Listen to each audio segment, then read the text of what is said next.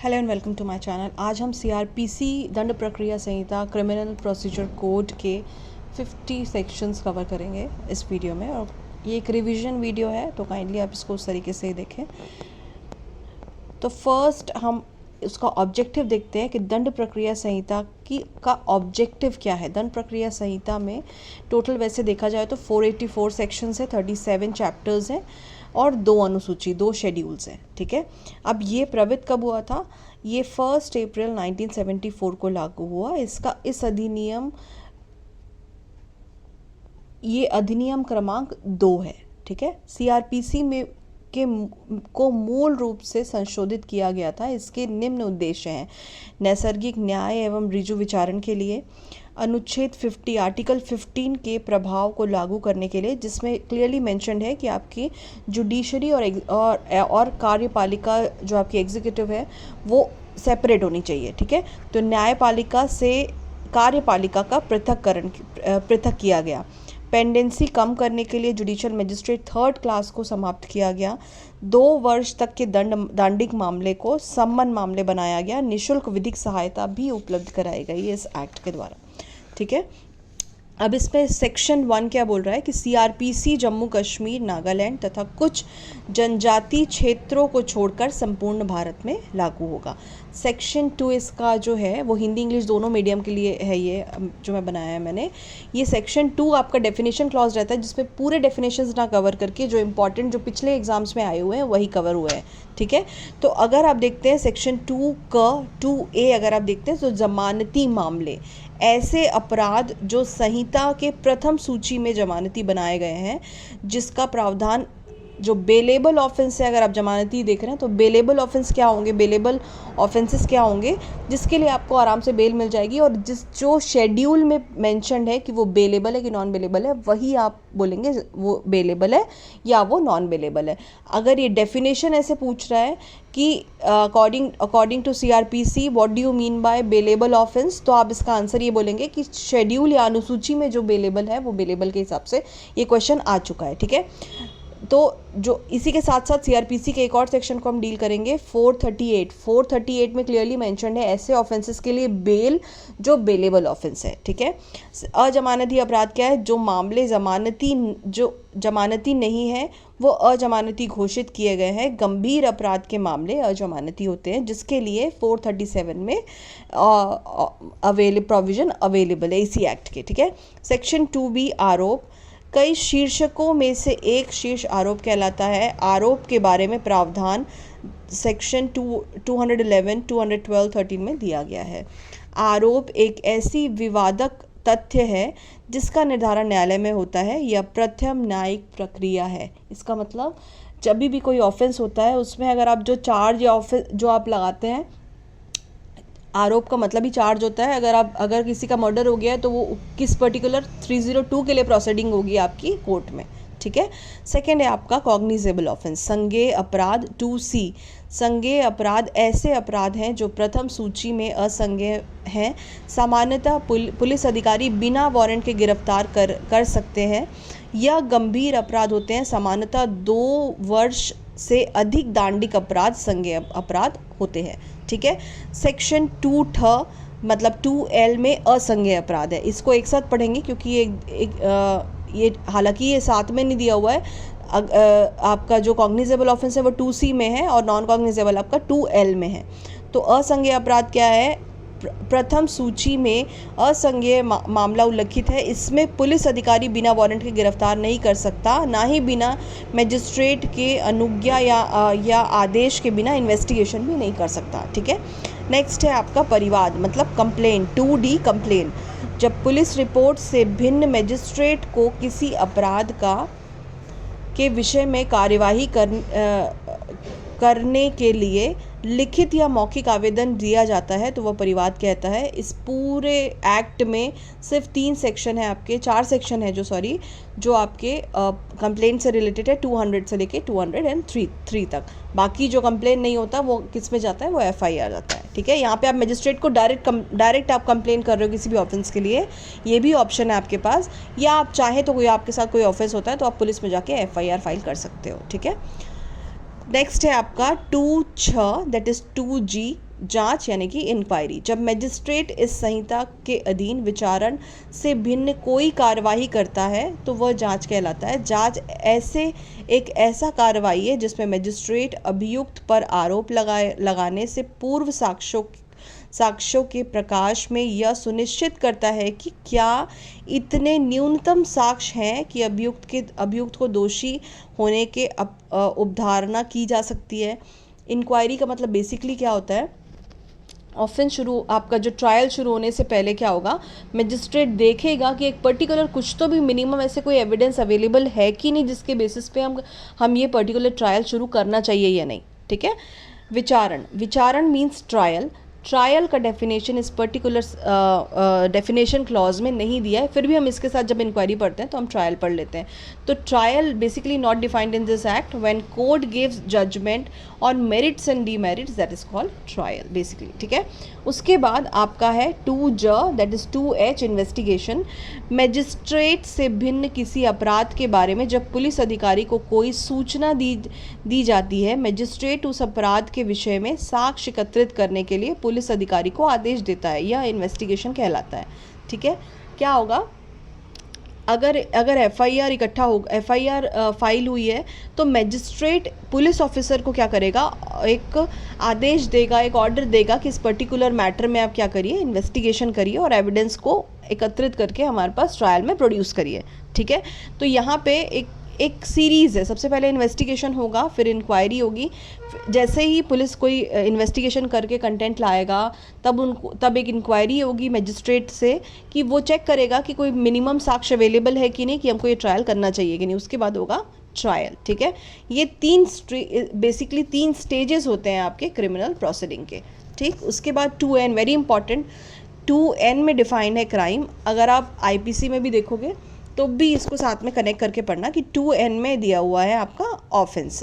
अपराध ऐसा कार्य या लोप है जो किसी विधि के अंतर्गत दंडनीय बनाया गया है, जिसमें पशु अत्याचार अधिनियम 1871 की धारा 20 के अंतर्गत परिवाद भी शामिल है।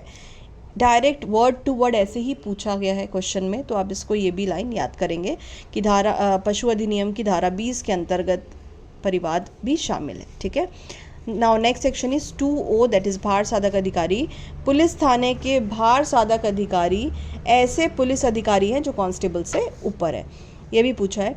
Section 2R police report. अन्वेषण के बाद जब पुलिस अधिकारी धारा 173 के अंतर्गत पुलिस चालान मजिस्ट्रेट को प्रस्तुत करता है तो वह पुलिस रिपोर्ट कहलाया जाता है। फॉर एग्जाम्पल कि अगर इन्वेस्टिगेशन चल रहा है, उसमें पुलिस के पास एक पुलिस डायरी अवेलेबल होती है, उसमें वो पूरा डे टू डे का, जैसे आज मजिस्ट्रेट ने आपको ऑर्डर दिया कि इस पर्टिकुलर ऑफेंस के लिए आपको क्या करना है, इन्वेस्टिगेशन करना है, तो व्हाट पुलिस विल डू, वो जहाँ पे ऑफेंस हुआ है वहाँ जाएगा या वहाँ के लोगों से जो पूछेगा, वो सब चीज़ को लिखने के लिए एक पुलिस डायरी अवेलेबल है, उसको करेगा। उसके बाद फिर सेक्शन 173 में वो क्या करेगा, एक पुलिस रिपोर्ट बना के मजिस्ट्रेट को प्रोड्यूस करेगा। ठीक है।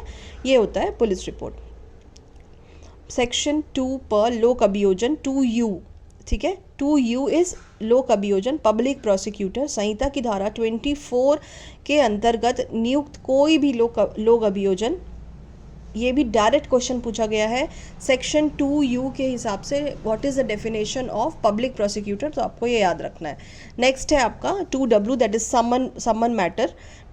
2B ऐसे मामले जो वारंट नहीं है वह सम्मन मामले कहलाते हैं, या 2 वर्ष से या उससे कम अवधि से दंडनीय अपराध होंगे। इसी में आपको एक बहुत इंपॉर्टेंट सेक्शन याद करना है 2WA दैट इज़ विक्टिम की डेफिनेशन इसमें 2009 में डाली गई थी। ठीक है।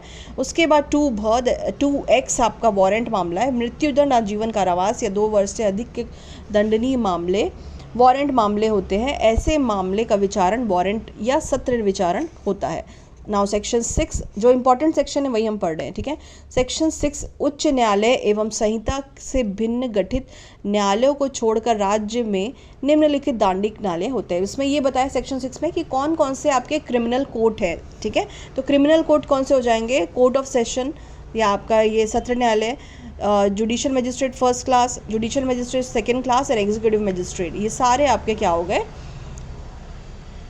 क्रिमिनल कोर्ट्स हो गए। सेक्शन 8 वेरी इंपॉर्टेंट, राज्य सरकार अधिनियम द्वारा 10 लाख की जनसंख्या पर महानगर क्षेत्र घोषित करेगी। अगर कोई पर्टिकुलर जगह की पॉपुलेशन 10 लाख है तो वहाँ पे क्या करेगी, कौन इसको घोषित करेगा? राज्य सरकार अधिसूचना नोटिफिकेशन के द्वारा इसको घोषित करेगी क्या, कि ये एक मेट्रोपॉलिटन सिटी है। ठीक है, मेट्रोपॉलिटन सिटी के लिए फर्स्ट क्लास मजिस्ट्रेट को मेट्रोपॉलिटन मजिस्ट्रेट जैसे अपॉइंट करेंगे। ठीक है, नाउ सेक्शन 9 वेरी इंपॉर्टेंट, राज्य सरकार प्रत्येक सत्र खंड में एक सेशन न्यायालय स्थापना करेगा। अब यहाँ पे क्वेश्चन पूछेगा कि सत्र न्यायालय की सत्र न्यायालय मीन्स सेशन कोर्ट कौन स्थापित करेगा, कौन स्टैब्लिश करेगा? तो इसका आंसर है स्टेट गवर्नमेंट। ठीक है, अब उसके बाद इसका नेक्स्ट क्वेश्चन पूछता है, हाई कोर्ट प्रत्येक सेशन न्यायालय के लिए एक सेशन न्यायाधीश की नियुक्ति करेगा। अब सेशन जज की अपॉइंटमेंट कौन करेगा? हाई कोर्ट करेगा। ठीक है, हाई कोर्ट अपर सत्र न्यायाधीश या सहायक या असिस्टेंट सेशन जज की नियुक्ति करेगा यदि सत्र न्यायाधीश का पद रिक्त हो तथा अपर व सहायक सत्र का भी पद अगर रिक्त है तो मुख्य न्यायिक मजिस्ट्रेट CJM को सत्र न्यायाधीश का कार्यभार सौंपेंगे। ठीक है, इसका मतलब क्या है कि फॉर एग्जांपल कि कोई पर्टिकुलर चीज़ जैसे लोक अदालत है, किसी भी रीज़न से सेशन जज अवेलेबल नहीं है, अपर सेशन जज अवेलेबल नहीं है या असिस्टेंट एडिशनल सेशन जज अवेलेबल नहीं है, तो उस कंडीशन में अगर सेशन कोर्ट के पास कोई केस जा रहा है तो ऐसा नहीं कि ऐसा बोल देंगे कि जज नहीं है, आज आप कल आइए। इस पर्टिकुलर मैटर को कौन देखेंगे? उस समय प्रेजेंट हुए कोई भी चीफ जुडिशियल मजिस्ट्रेट देखेंगे। बट हाँ, यहाँ पे आपको मैं आगे एक समझाऊंगी, जब जुरिस्डिक्शन हम पढ़ेंगे कि किसकी जुरिस्डिक्शन कितनी पनिशमेंट देने की है, तब मैं आपको इसका मतलब समझाऊंगी। ठीक है, ये सेक्शन 10 क्या होता है? सहायक सत्र न्यायाधीश, असिस्टेंट एडिशनल सेशन जज जो होंगे वो सेशन जज के सबऑर्डिनेट होंगे। ठीक है, इसके बाद क्या है? प्रत्येक जिले के राज्य सरकार हाई कोर्ट के परामर्श पर प्रथम व द्वितीय वर्ग मजिस्ट्रेट की नियुक्ति करेगा। अब इसका मतलब क्या है कि राज्य सरकार स्टेट गवर्नमेंट जो है वो हाई कोर्ट के सजेशन में फर्स्ट और second class judicial magistrate appoint करेगा। ठीक है, अब हाई कोर्ट प्रत्येक जिले के लिए फर्स्ट क्लास मजिस्ट्रेट को CJM नियुक्त करेगी। हाई कोर्ट जो है वो फर्स्ट क्लास जुडिशियल मजिस्ट्रेट को ही चीफ जुडिशियल मजिस्ट्रेट अपॉइंट करेगी। संपूर्ण जितने भी मजिस्ट्रेट होंगे वो चीफ जुडिशियल मजिस्ट्रेट के सबऑर्डिनेट होंगे और उनके डायरेक्शंस पे वर्क करेंगे। ठीक है, सेक्शन 13, यदि स्टेट गवर्नमेंट या सेंट्रल गवर्नमेंट हाई कोर्ट विशेष न्यायिक मजिस्ट्रेट को अनुरोध करता है कि हाई कोर्ट के फर्स्ट क्लास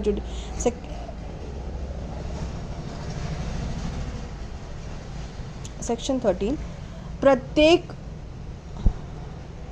यदि इसका मतलब क्या है? यदि स्टेट गवर्नमेंट या सेंट्रल गवर्नमेंट हाई कोर्ट के विशेष न्यायिक मजिस्ट्रेट का अनुरोध करती है तो high court first class judicial and second class judicial magistrate को स्पेशल जुडिशियल मजिस्ट्रेट भी अपॉइंट कर सकता है फॉर स्पेशल मैटर्स। जैसे अगर हम NDPS एक्ट देख रहे हैं या कोई भी दूसरे पर्टिकुलर मैटर्स के लिए वो स्पेशल जुडिशियल मजिस्ट्रेट भी अपॉइंट कर सकते हैं जिनके पास स्पेशल पावर डेलीगेटेड होंगे। ठीक है, सेक्शन 15, प्रत्येक CJM सबऑर्डिनेट होंगे सेशन जज के and other judicial magistrate will be subordinate of CJM। ठीक है, हम पढ़ चुके हैं। सेक्शन 16, प्रत्येक metropolitan area state government consult करेगा हाई कोर्ट से और अपॉइंट करेगा मेट्रोपॉलिटन मजिस्ट्रेट। सेक्शन 16 में मेट्रोपॉलिटन मजिस्ट्रेट को अपॉइंट करेगा। Section 20 is very important, executive magistrate appoint होगा कहाँ पे? एक डिस्ट्रिक्ट में। सेक्शन 24, प्रत्येक हाई कोर्ट के लिए स्टेट गवर्नमेंट या सेंट्रल गवर्नमेंट हाई कोर्ट के परामर्श में एक या अधिक लोक अभियोजक का क्या बोलते हैं अपॉइंटमेंट करेगा। जिसके पास 10 साल का एक्सपीरियंस है उसको स्पेशल पब्लिक प्रोसिक्यूटर अपॉइंट करेगा। सेक्शन 25, सहायक लोक अभियोजक, जो अभी आपका एग्ज़ाम आया हुआ है ADPO, वो स्टेट गवर्नमेंट क्या करेगा? अपॉइंट करेगा। ठीक, उसके बाद सेक्शन 25A वेरी इंपॉर्टेंट, अभियोजन निर्देशालय 10 ईयर के advocate with consultation of CJF 10 साल के कोई भी एडवोकेट हैं उनको अपॉइंट करेगा अभियोजन निर्देशालय का एडवोकेट अपॉइंट कर देगा हाई कोर्ट के चीफ जस्टिस के कंसल्टेशन के बाद। Section 27 very very important, juvenile court, मुख्य मृत्युदंड, आजीवन कारावास को छोड़कर, लाइफ इम्प्रिजनमेंट और डेथ पेनाल्टी को छोड़कर 16 ईयर से कम उम्र के किसी भी बालक के अपराध का विचारण चीफ जुडिशियल मजिस्ट्रेट करेगा। ठीक है, वेरी इंपॉर्टेंट क्वेश्चन बार बार पूछा हुआ है, याद रखना। सेक्शन 28, हाई कोर्ट कोई भी दंड दे सकता है, हाई कोर्ट कोई भी दंड दे सकता है, इसमें जुरिस्डिक्शन शुरू हो गया। अब सेशन कोर्ट कोई भी पनिशमेंट दे सकता है, बट इसका जो भी डेथ सेंटेंस होगा वो हाई कोर्ट वेरीफाई करना ज़रूरी है। ठीक है, अब असिस्टेंट सेशन कोर्ट क्या करेगा, 10 साल की सज़ा देगा और कोई भी पेनाल्टी दे सकता है। ठीक है, यहाँ पे खत्म हुआ। अब मजिस्ट्रेट का शुरू हो गया।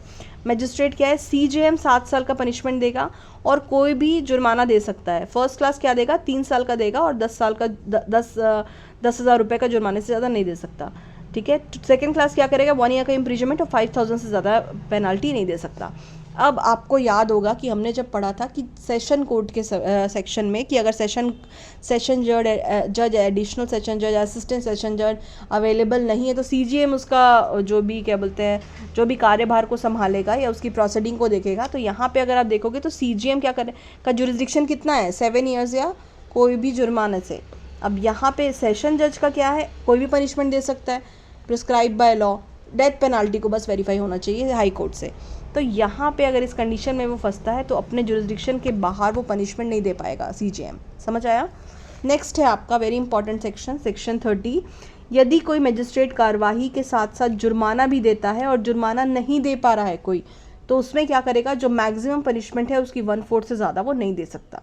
ठीक है, और अगर वो सिर्फ जुर्माने से दंडनीय है तो अपने जुरिस्डिक्शन के हिसाब से वो दे सकता है। जैसे अगर ये मैटर चल रहा है आपका CJM फर्स्ट क्लास के पास और जुर्माना नहीं दिया तो मैक्सिमम पनिशमेंट जो भी उस ऑफेंस की है उसका 1/4 से ज़्यादा वो नहीं देगा।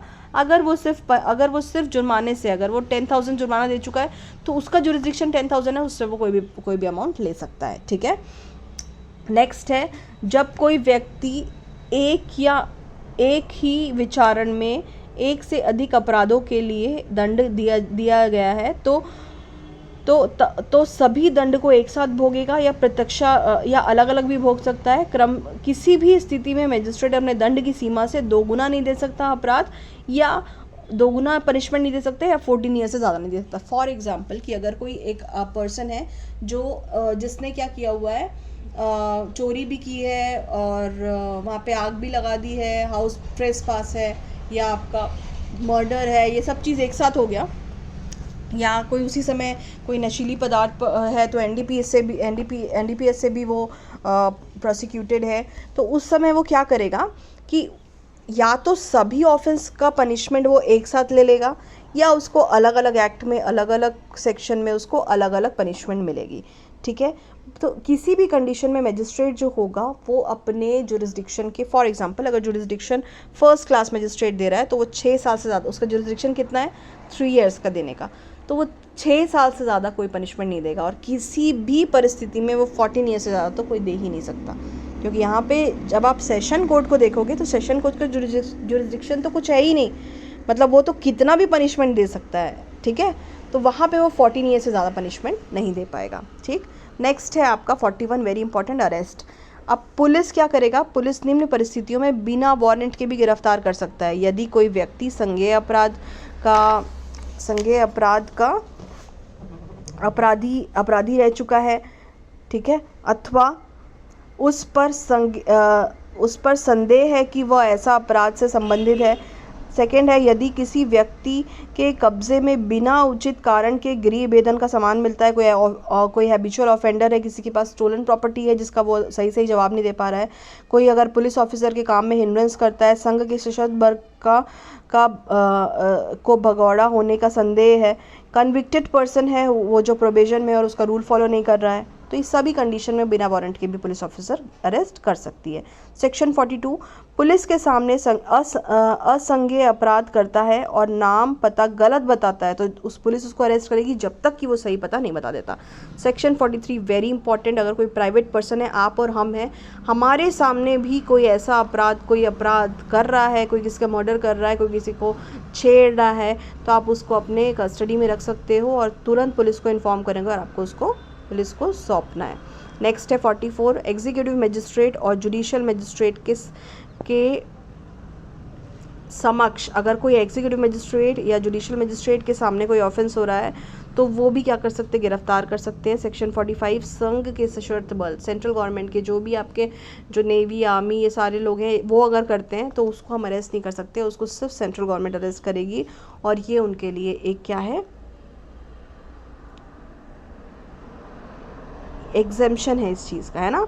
सेक्शन 46, गिरफ्तारी का तरीका। इस धारा में गिरफ्तारी का तरीका तो नहीं बताया है, बट अगर आप क्या करेंगे, आप यह आचरण द्वारा, कार्य द्वारा या शरीर को छूकर किया जाएगा। यदि गिरफ्तारी या गिरफ्तारी का विरोध किया जाता है तो गिरफ्तारी करने के लिए आवश्यक साधन उपयोग करेगा, परंतु मृत्युदंड, आजीवन कारावास से दंडनीय अपराध को छोड़कर गिरफ्तार करने में मृत्यु कारित नहीं किया जाएगा।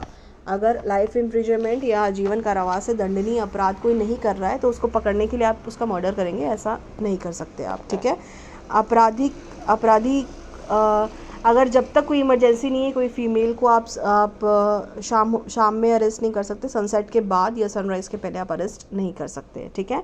सेक्शन 48, पुलिस अधिकारी वारंट के बिना गिरफ्तार करने के लिए अभियुक्त को पूरे भारत में कहीं भी सर्च कर सकता है। सेक्शन 49, किसी भी व्यक्ति को गिरफ्तार करने में उतना ही बल का प्रयोग किया जाएगा जितने उसे अभिरक्षा में रखने के लिए आवश्यक है। 49 में लिमिट कर दिया कि आपको उतना ही फोर्स अप्लाई करना है जितना कि आप उसको अपने कस्टडी में रख पाओ। सेक्शन 50, गिरफ्तार व्यक्ति को पुलिस अधिकारी गिरफ्तारी का कारण बताएगा तथा उससे सूचित करेगा कि वह अपराध बेलेबल है कि नॉन बेलेबल है। अगर बेलेबल है तो वो उसका राइट है, वो उसको कॉन्स्टिट्यूशन राइट देता है कि आप वो बेल अप्लाई कर सकता है। सेक्शन 51, गिरफ्तारी के बाद उस व्यक्ति की तलाशी ली जाएगी, महिला की तलाशी शिष्टाचार में रहकर ली जाएगी। सेक्शन 53, जब कोई व्यक्ति ऐसे अपराध के लिए गिरफ्तार होता है जिससे उसकी मेडिकल एग्जामिनेशन कराने पर अपराध के विषय में साक्ष्य मिल सकता है तो क्या करेगा, जो भी उसको पुलिस ऑफिसर जो है अरेस्ट करेगा वो उसकी मेडिकल एग्जामिनेशन कराएगा। सेक्शन 54 में कोई व्यक्ति स्वयं गिरफ्तारी के बाद मजिस्ट्रेट के समक्ष प्रस्तुत किए जाने पर अपने मेडिकल एग्जामिनेशन के लिए आवेदन कर सकता है। फॉर एग्जांपल कि अगर कोई अरेस्ट कर लिया, जिसको कोई प्रॉब्लम है, जिसको अच्छा नहीं लग रहा है, जिसकी कोई तबीयत बिगड़ रही है, तो वो खुद एप्लीकेशन दे सकते हैं अंडर सेक्शन 54 टू मजिस्ट्रेट कि मेरा एक मेडिकल एग्जामिनेशन करवा दीजिए। Section 57 very very important, arrest होने के बाद ट्रैवलिंग का टाइम छोड़ के, फॉर एग्जांपल अगर मुंबई में कोई ऑफेंस हुआ है और जो आरोपी है वो आपका दिल्ली में पकड़ा रहा है, तो आपका अरेस्ट का टाइम को छोड़, आपका ट्रैवलिंग का टाइम छोड़ के, जितना टाइम दिल्ली से मुंबई आने में लग रहा है वो टाइम को छोड़ के, उसको जैसे ही उसको पकड़ा और मुंबई जैसे वो पहुंचा, उसके 24 आवर्स के अंदर उसको क्या करना है, आपको मजिस्ट्रेट के समक्ष प्रेजेंट करना है, ठीक है। तो आज के लिए बस इतना ही। अगले क्लास से हम स्टार्ट करेंगे समन और फिर हम कंप्लीट करेंगे आपका कंप्लेंट तक, यानी कि 203 तक। Okay, thank you so much and have a nice day.